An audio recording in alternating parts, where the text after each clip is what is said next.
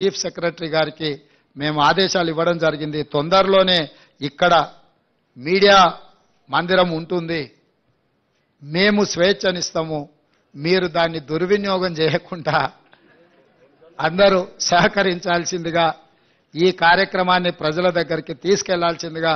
మాకు తెలుసు ఢిల్లీలో కూడా నిన్న మీడియా మిత్రులు కలిసి వినతి పత్రం ఇచ్చారు. మీ సమస్యలు కూడా చాలా ఉన్నాయి, చాలా కాలం నుంచి పేరుకపోయినాయి. తొందరలోనే వాటన్నిటి మీద కూడా దృష్టి పెడతాము.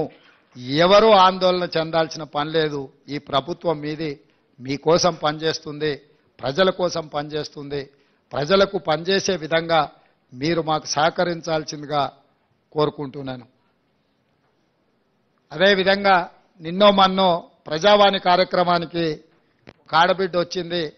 అక్కడ విజయవంతం అవ్వడం మొదలుపెట్టింది. భవిష్యత్తులో కూడా ఈ కార్యక్రమాన్ని ముందుకు తీసుకెళ్తాం.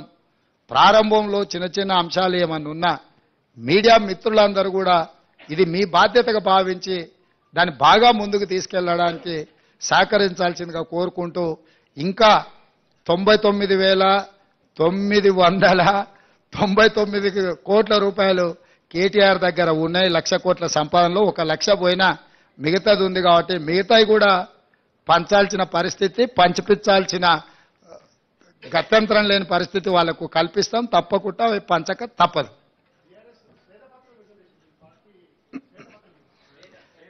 ఇప్పుడు నేనేమంటున్నా అంటే, ఆ రోజు అసెంబ్లీలోనే నేను చెప్పిన, నువ్వు మేనేజ్మెంట్ కోటాలు వచ్చినోడు అయ్యా, నీకేం తెలియదు, ఊరికే అరవడం వల్ల ఏం ప్రయోజనం లేదని.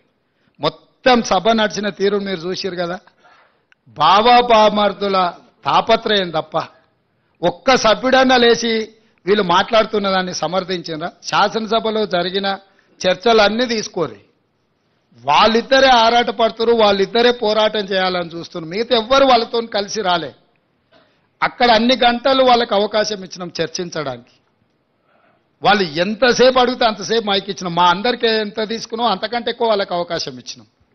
సో అక్కడ చెప్పలేంది ఇంటి దగ్గర పోయి ఆయన మాట్లాడుతుండు. వెనకడికి ఎవరో ఇద్దరు దంచుతున్నారట. ఇక ఆ దంచుడు ఎట్లుందనంటే రోళ్ళకెళ్ళి నిప్పులు ఇట్లా ఎగురుతున్నాయి. ఇక ఆ దంచడం చూసి అందరు అబ్బా ఏం దంచుతురు అని అందరు చప్పట్లు కొడుతూనే ఉన్నారు భజన పార్లు అందరు.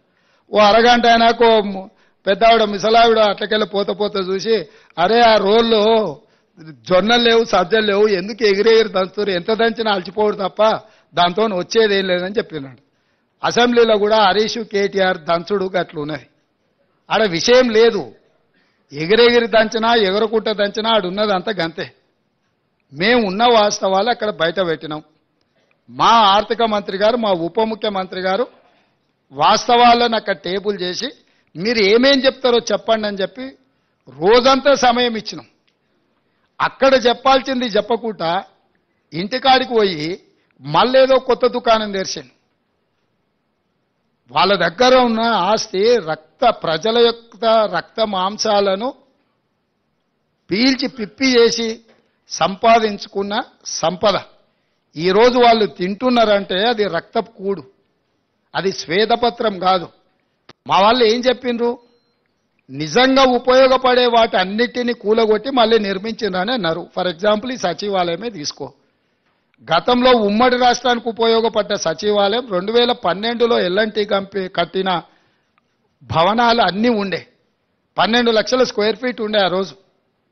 ఆ రాష్ట్రం తరలిపోయినాక మొత్తం మనకు ఉపయోగంలో ఉండి ఇంకా అవసరమైతే ఇంకా కొన్ని హాస్పిటల్స్కో కొన్ని ప్రభుత్వ కార్యాలయాలు కూడా ఎక్కడెక్కడ కిరాయికునో వాటన్నిటిని ఇక్కడ తరలించి పెట్టుకోవడానికి అవకాశం ఉండే.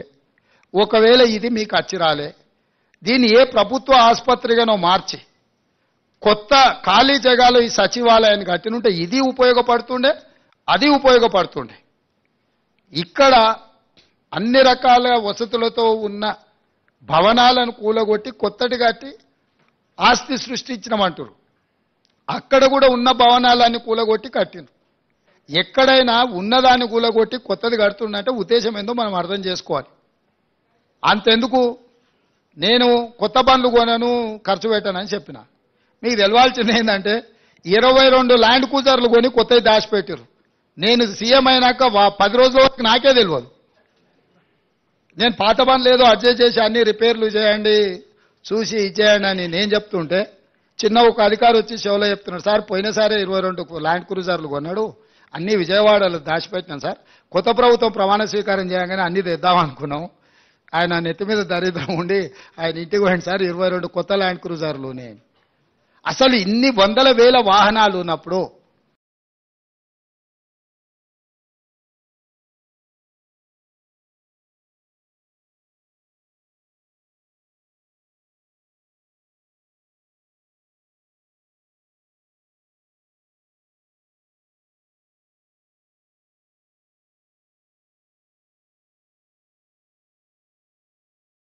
చెప్పా పెట్టకుండా కొని దాచిపెట్టిన కేసీఆర్ మూడోసారి కూడా వస్తాడు అన్ని అందరూ 22 అంటే ఆయనకు ఆయన వంది మాగతులకు అందరికీ ఉండడానికి. ఇట్లాంటివి ఆయన సృష్టించిన సంపద. అది ప్రభుత్వ ఆస్తి తీసుకోకుండా వెళ్ళిపోతాయి. కావాలంటే మీరు కూడా తిరగండి, ఇస్తాం అట్లా రౌండ్ కొట్టరండి.